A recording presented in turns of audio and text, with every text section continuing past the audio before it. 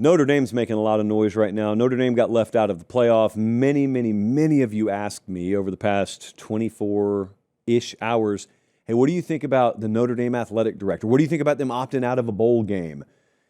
Not to mention, hey, what do you think about them being left out of the playoff? Well, the latter part I talked about a lot on the Sunday show.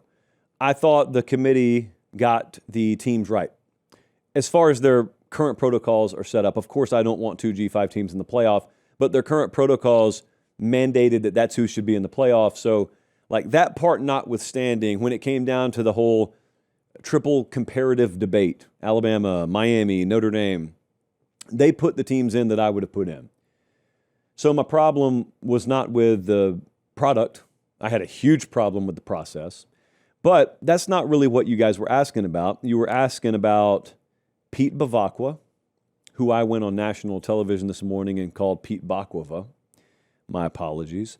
But Pete Bavacqua, who is the Notre Dame athletic director, has had a lot to say. Now, I'll give him credit. He fights for his program, and he fights for his brand, no different than Jim Phillips fights for the ACC, which apparently the Notre Dame athletic director has a big problem with. But I'm going to ask you to do one thing. I will gladly talk about this on the show. I just want you to promise me one thing, which our audience is pretty good about. It's the drive-by crowd that's not so good at it. Please listen to what I say and not what I don't say.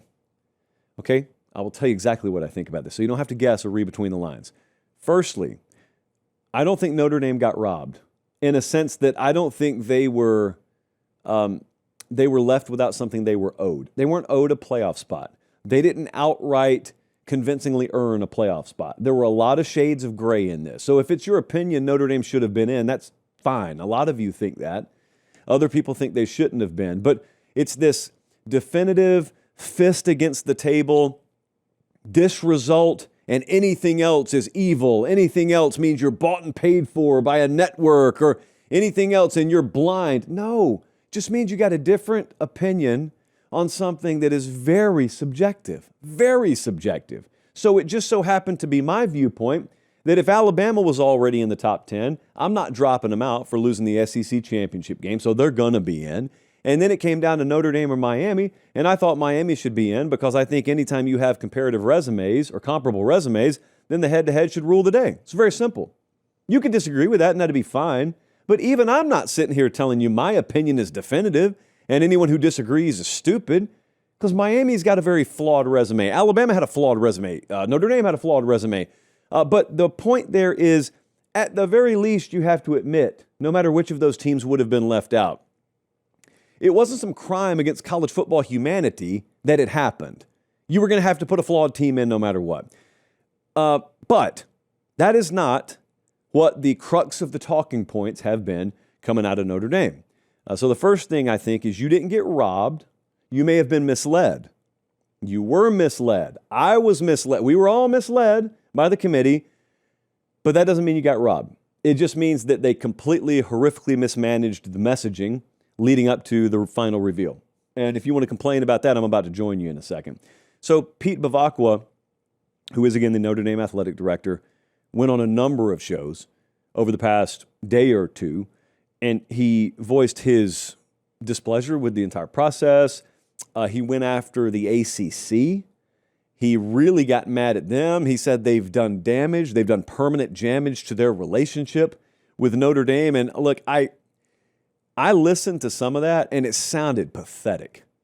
Some of what Pete Bavacqua said was brilliant, and I agree wholeheartedly with it, and some of it was just pathetic.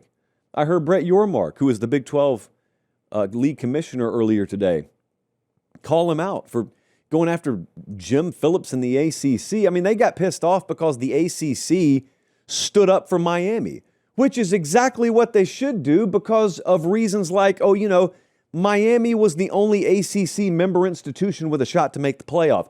You're not a member institution, dude. You've been extended an invitation. You've turned it down. I'm going to say again, I'm all for Notre Dame maintaining their independence. I would be the same way if I were them. This is not about Notre Dame joining a conference. It's about them understanding you've got a relationship with the ACC. Miami is a member of the ACC. So the ACC was looking at one of two possibilities. Either we campaign hard for Mario Cristobal's team to get in, or we're not going to have a team in. Because I'm pretty sure if Notre Dame made it in, they weren't splitting any of that playoff revenue with the ACC out of the kindness of their hearts. Unless it works that way, and I don't know. I can assure you they weren't voluntarily giving the ACC any money. So they got mad because the ACC was pushing Miami. What else were they going to do? Like, you're insane if you think that way. And also, I don't care if Jim Phillips himself went in his own pocket and bought billboards in every major town, put the Notre Dame logo on it with devil horns above it. It's the committee that makes the decision. The playoff committee makes the decision, not the ACC.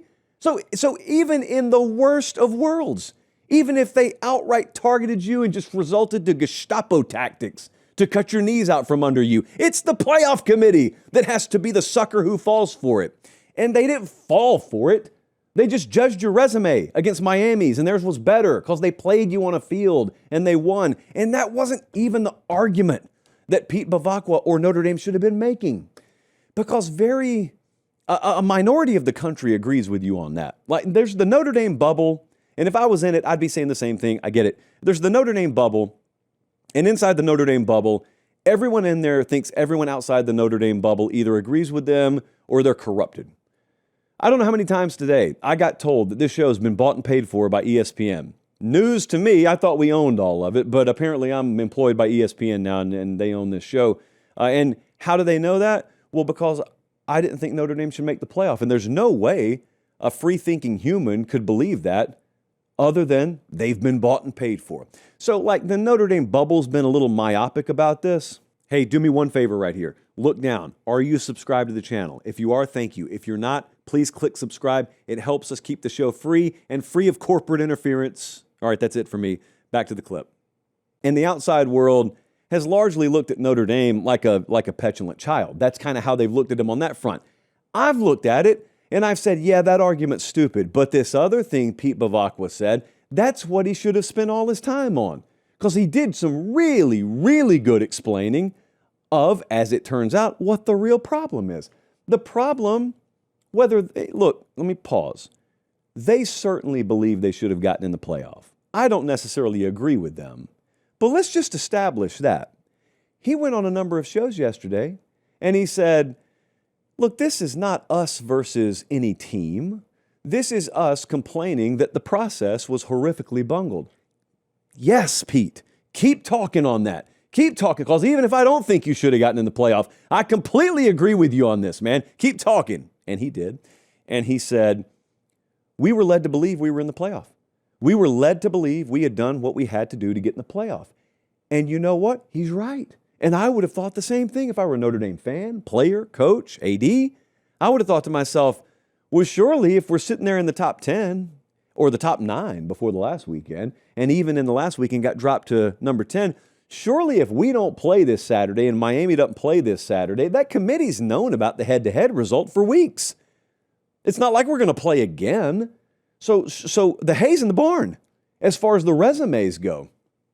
And then you're telling me you guys went behind a curtain during Conference Championship Saturday when neither us nor Miami played, and you were already armed with the information that we had played in week 1, and you knew that for weeks. So seemingly it had already been baked into the cake. Certainly that's not going to matter. And then all of a sudden it mattered.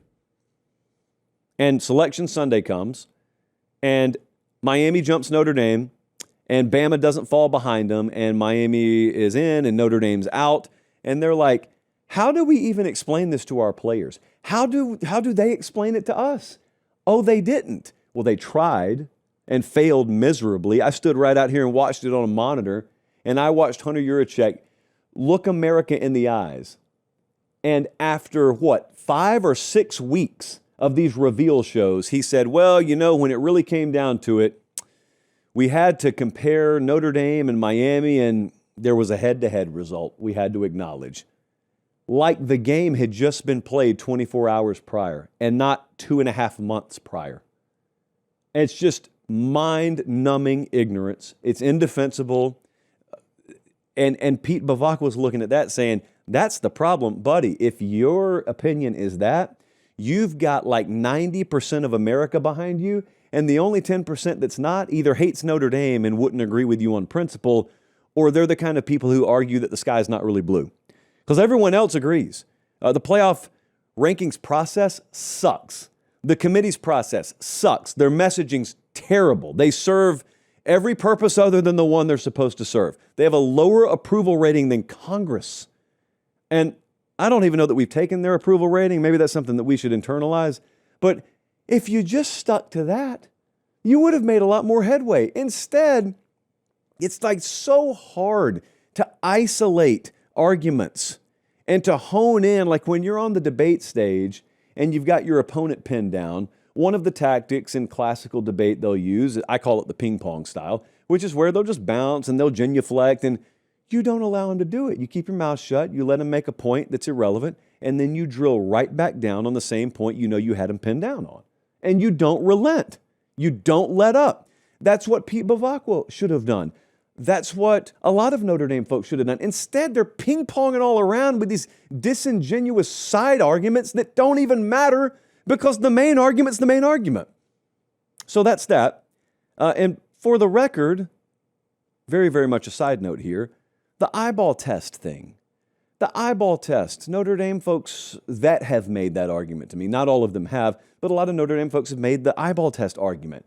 We think we should be in because we're the best team now. You don't know that. You don't. Well, Josh, I know we'd be favored. I do too. I got the numbers right here. On a neutral field, according to FanDuel, on a neutral field, Notre Dame would be a 2.5-point favorite against Oregon, 2.5-point favorite against Texas Tech, 4-point favorite against Bama. You'd be a 5.5-point favorite against Miami. There you go, man. My own sportsbook partner is definitively telling you you'd be favored on a neutral field against Miami. I don't care. I don't care because I don't think you earned your spot. I think you're better than Miami. I'd pick you to beat Miami. I don't care because I've been wrong picking games before. So my eyeball test is irrelevant. And like I said the other night, and like I'll continue to maintain this, if I don't even value my eyeball test, you really think I value the eyeball test of people who are probably hitting the sack by 8:30 tonight on that committee? Absolutely not. And then lastly, as for the bowl opt-out, no, I hated it. I hated the bowl opt-out because I feel like I'm 90 years old when it comes to the spirit of competition in sports. I think a football game's worth playing because it's a football game, because you only get to play so many of them. And especially if I'm a senior on Notre Dame's team, I ended my season sure that I was going to have at least one more game, if not several. And then the playoff rug got yanked out from under me. But still, I'm going to play a bowl game, right? Nope, we're done. My career's over. I'll never play a football game again. That doesn't sit well with me at all. And also from a competitive standpoint, I've got a lot of young guys who I'd love to get through bowl practices. I'd love to get in some live reps in a game. I'd love to give my fans that want to go the experience, but it's a football game, man. So on the surface, I feel that way about that, but they're not the only one who opted out of a game. I'd be lying if I said I didn't understand the sentiment, because if I was in their shoes and I felt like I got jilted by the playoff committee, the last thing I'd want to go do is participate in, sadly, what many think is just some exhibition now. Bowl games used to be great. They're not viewed that way anymore. So it wasn't the biggest, crisis of the week to me that Notre Dame opted out of their bowl game. I understand it. I don't have to like it, but I understand it. On the level of 1 to 10, it was like a 4.5 for me.